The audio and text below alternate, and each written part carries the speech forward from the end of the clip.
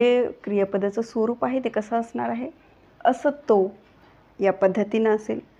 असतो किंवा असते किंवा असतात.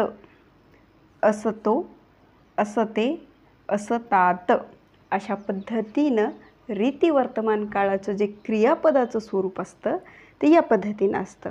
तर यामध्ये जे वर्तमान काळामध्ये जे प्रत्यय लागून येतात तर मग ती प्रत्यय कोणती?